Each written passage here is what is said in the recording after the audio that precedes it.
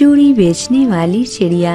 एक सुंदर और विशाल जंगल में टूनी चिड़िया रहती थी। टूनी चिड़िया बाजार में जाकर चूड़ी बेचने का काम करती थी, जिससे टूनी चिड़िया बहुत खुश रहती थी। उसके घर के बगल में एक रंगीली नाम की कौवी रहती थी। रंगीली कौवी भी चूड़ी बेचने का काम करती थी, लेकिन रंगीली सस्ते दाम में चूड़ी खरीदती थी और बाजार में ले जाकर बहुत महंगा बेचती थी। इस वजह से उसके पास एक भी लोग चूड़ी खरीदने के लिए नहीं आते थे।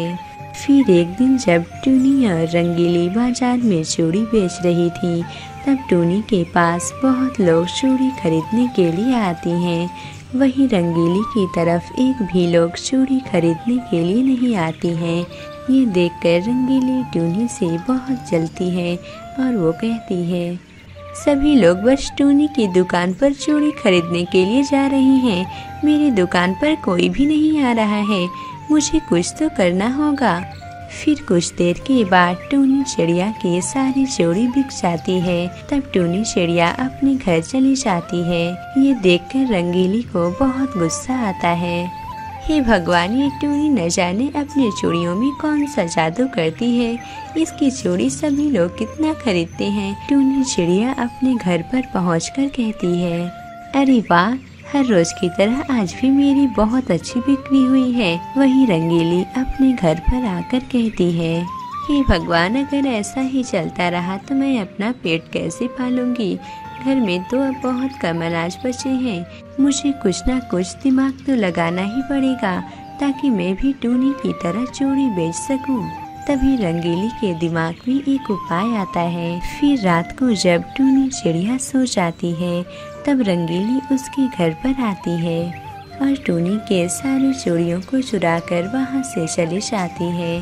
फिर अगले दिन सुबह होने पर रंगीली बहुत सुबह सुबह ही चूड़ी बेचने के लिए चल देती है।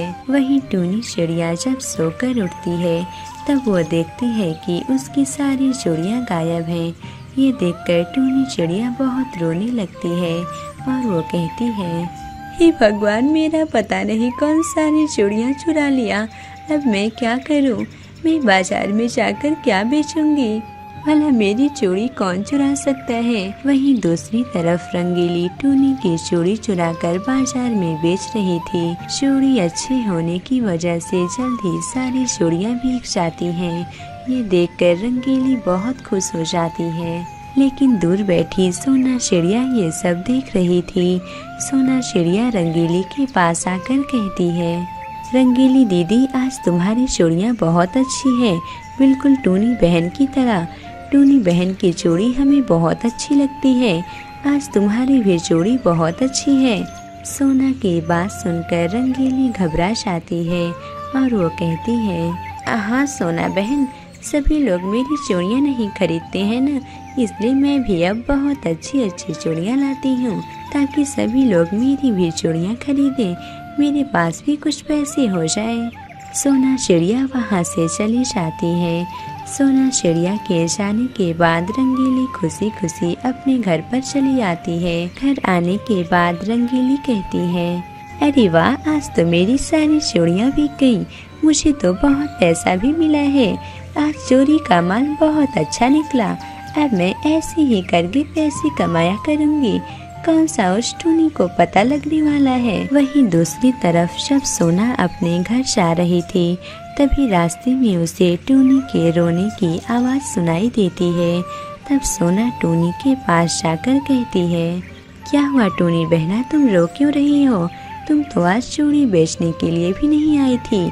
मैं आपको क्या बताऊं सोना दीदी, जब मैं रात को सो रही थी तब पता नहीं कौन मेरी सारी चूड़ियाँ चुरा लिया।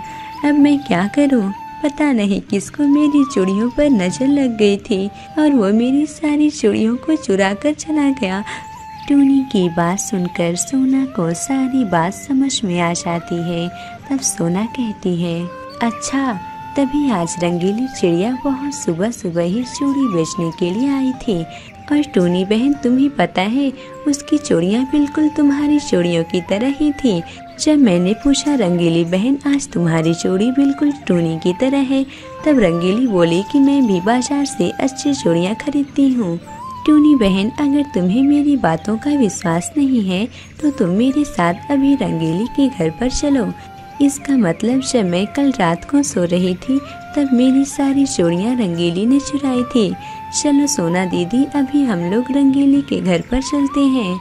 फिर टूनी और सोना रंगीली के घर की तरफ चल देती हैं। जब रंगीली टूनी को देखती है तब वो बिल्कुल घबरा जाती है और टूनी से कहती है, क्या हुआ टूनी बहना, आज तुम्हें मेरे घर पर कैसे आना हुआ?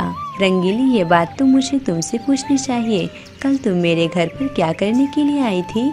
क्या मैं तुम्हारे घर पर आई थी? मुझे तो तुम्हारे घर पर आए सालों बीत गए हैं। देखो रंगीली, तुम झूठ मत बोलो, तुम कल रात को मेरे घर पर आई थी और मेरी सारी चूड़ियाँ चुरा ली। क्या तुम्हारी सारी चूड़ियाँ चोरी हो गई? हे भगवान, ये तो तुम्हारे साथ बहुत बुरा हुआ है। लेकिन देखो टूनी, मैंने तुम्हारी चूड़ियाँ नहीं चुराई हैं, तुम मुझे मत बोलो। क्या हुआ रंगीली, तुम झूठ क्यों बोल रही हो? तुम आज टूनी की सारी चूड़ियाँ चुराकर बाजार में बेचने के लिए आई थी। सोना की बात सुनकर रंगीली को अब पता चल जाता है कि इन लोगों को सच्चाई का पता हो गया है।